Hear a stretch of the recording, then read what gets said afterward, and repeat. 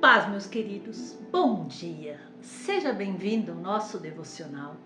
Já comece a participar conosco, deixando o seu bom dia, deixando o seu like, pegando a sua Bíblia, porque hoje vamos meditar na palavra que o Senhor revelou ao nosso coração. Quando nós lemos a palavra de Deus, nós ouvimos falar de promessas, de propósito, também ouvimos falar de deserto, ouvimos falar de missão, ouvimos falar de obra do Senhor, de dores, lutas e aflições. E então, como eu posso conciliar tudo isso na minha vida? Se eu estou passando por um deserto terrível, será que vai passar? Será que eu vou viver as promessas que Deus disse que eu viveria? Venha comigo e vamos abrir nossas Bíblias hoje em Números, no capítulo 13, no versículo 1 ao 3. Disse o Senhor a Moisés: envia homens que espiem a terra de Canaã, que eu hei de dar aos filhos de Israel. De cada tribo de seus pais enviareis um homem, sendo cada qual príncipe entre eles. Enviou-os Moisés do deserto de Parã, segundo o mandado do Senhor. Todos aqueles homens eram cabeças dos filhos de Israel. Após sair do Egito, daquela escravidão que eles viviam lá, o povo de Israel estava vivendo no deserto. E ali eles estavam caminhando, marchando para que eles pudessem alcançar as promessas de Deus. Deus havia feito uma promessa, mas para isso era necessário passar pelo deserto. Essa talvez seja a maior lição sobre o deserto. Passar pelo deserto é inevitável. Em algum momento, eu e você vamos passar pelo deserto. Existe uma promessa, mas existe um processo para se chegar a essa promessa. E o povo só alcançaria a terra prometida após passar por esse deserto. Mas nós vemos que o tempo dessa passagem no deserto foi estendido. E você sabe por quê? Venha e vamos entender um pouquinho mais sobre esse deserto do povo de Israel. O que os fez caminhar por tanto tempo e como eu e você podemos vencê-lo para chegar ao destino que Deus tem para nós. Saiba, o deserto é parte do processo. Se você quiser alcançar a promessa, você precisa passar por esse deserto para ser treinado, capacitado, para ser aprimorado, para alcançar a promessa de Deus e então realizar o propósito que Ele tem com a tua vida, para que você seja eficiente na obra dEle. Porque Deus é um Deus que zela por seus processos. Ele é justo em tudo que Ele faz. Embora eu e você achamos que tudo seja só pela graça, não quer dizer que nós não temos que fazer um esforço ou que vai haver um processo da nossa parte para alcançarmos aquilo que Ele prometeu. Imagine que Deus queira te colocar em uma nova posição em seu trabalho. Mas se você não tiver as qualificações necessárias, será um pouco mais complicado, não é verdade? Ocupar um cargo de chefia, ocupar um cargo superior que exige mais de você, você precisa estar mais qualificado. Assim é a nossa vida espiritual. E então, muitas vezes passamos pelo deserto. E o deserto é um lugar inóspito, onde faz muito calor e frio. Um calor insuportável durante o dia e muito frio à noite. E o deserto também pode ser um lugar de solidão, de escassez, onde eu aprendo a lidar com o pouco que eu tenho. Mas é neste lugar onde Deus vai te preparar para vencer todas as dificuldades que te esperam ao longo do caminho. É ali que Ele te capacita, é ali que Ele faz você entender que você depende dEle. Não desanime. Agora escute bem. O deserto promove certas pessoas. Depende do seu posicionamento. Nós vimos aqui que 12 príncipes do povo são enviados a olhar a terra. E esse envio era necessário para que eles pudessem conhecer o lugar, para que eles pudessem analisar todos os fatos, para que eles pudessem conhecer ali a terra prometida e traçar alguma estratégia militar. Que honra essas pessoas receberam! Eles eram pessoas importantes, influentes, e essa era a missão mais importante na vida deles. E 10 dessas pessoas simplesmente fracassaram na sua missão. Voltaram abatidos, com um relatório totalmente negativo, tão negativo, que fez todo o povo murmurar no deserto. Talvez ali Moisés errou, ele não deveria apresentar o relatório diretamente ao povo, ao invés de ouvi-los antes, porque o povo não pôde esperar. Ele já começou a murmurar, reclamar e desejar ter ficado no Egito. Mas seja como for, aquelas pessoas que trouxeram o relatório negativo foram reprovadas pelo Senhor e atrapalharam de maneira muito grande o caminho do povo. Mas sempre existem aqueles diferenciados. 2 desses príncipes trouxeram um relatório completamente diferente. Foram levadas por Deus a um outro patamar. Josué e Caleb. Nós vemos ali, além de eles serem os únicos daquela geração a alcançarem as promessas de Deus, eles também tiveram bênçãos extremamente especiais em suas vidas. Josué se tornou o líder do povo no lugar de Moisés e Caleb recebeu uma herança especial na terra prometida.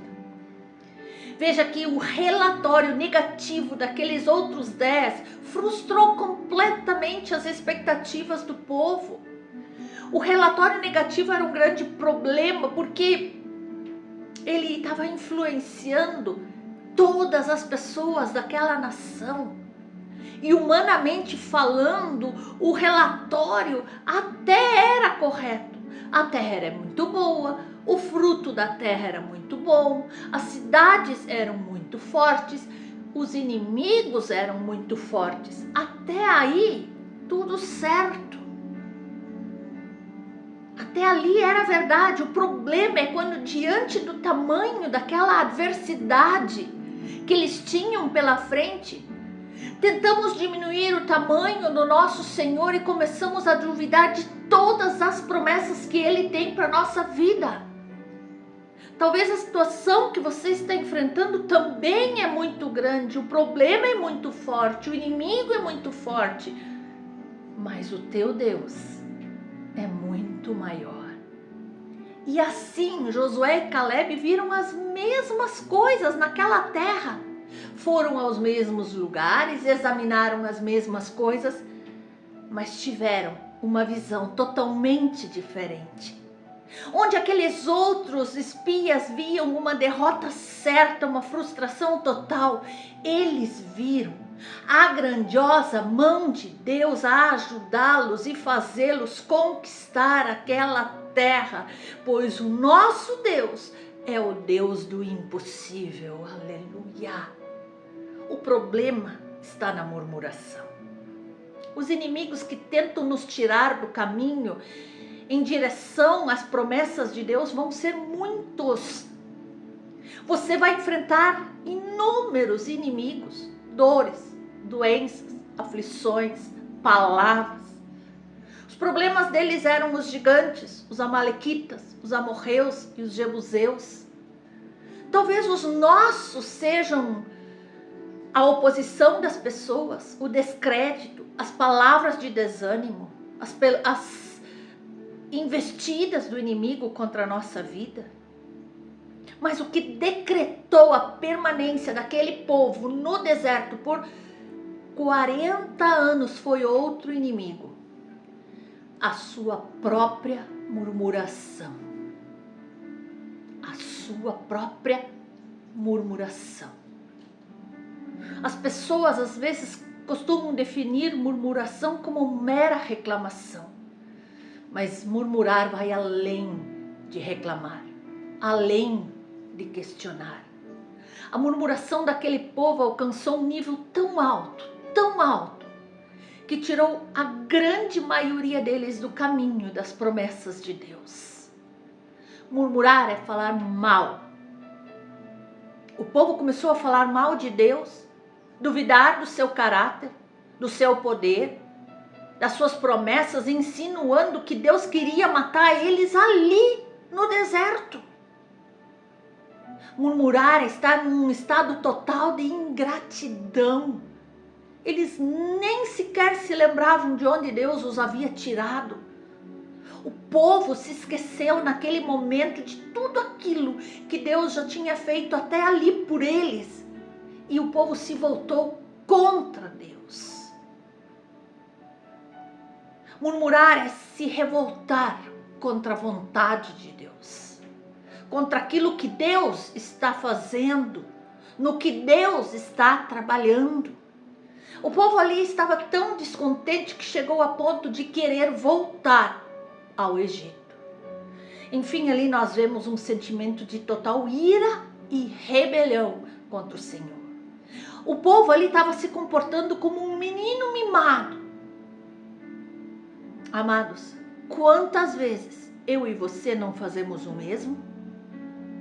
Reclamamos, choramos, dizemos que Deus nos esqueceu, que a promessa não vai se cumprir. Costumamos criticar tanto esse povo ali no deserto, mas será que muitas vezes eu e você não temos nos comportado de uma maneira muito parecida com eles? Será que nunca passou em nossa cabeça que Deus está demorando, que Deus se esqueceu de nós, que Deus está mentindo para nós? O maior problema daquele povo não era duvidar do poder de Deus. Eles já tinham visto esse poder em diversas ocasiões. O problema maior era duvidar do caráter de Deus, da bondade e do amor dele. Pensar que Deus os abandonaria naquele deserto e os deixaria morrer sozinhos naquele lugar. Mas eu e você, meus amados, que nós possamos todos os dias vencer todo espírito de murmuração, reclamação e caminhar sem duvidar das promessas de Deus. Confiar no Deus que fez a promessa. Saber que Ele é fiel para cumprir o que prometeu. E o castigo para toda aquela murmuração do povo, ao ouvir aqueles 10 relatórios negativos, foi o de não viver as promessas de Deus. Pelo menos não naquele tempo. As promessas foram cumpridas, mas atrasadas em 40 anos. E a grande maioria daquelas pessoas não viveu as promessas de Deus. Por causa da sua ingratidão, murmuração. E a receita para eu e você chegarmos àquilo que Deus nos prometeu é vencer o deserto, é suportar os processos, é confiar em Deus, é saber que Ele proverá, independente da situação que eu e você estamos passando no momento. Se a situação está difícil, se tem escassez no meu lar, se o emprego está complicado, se o meu ministério está abatido, Deus proverá.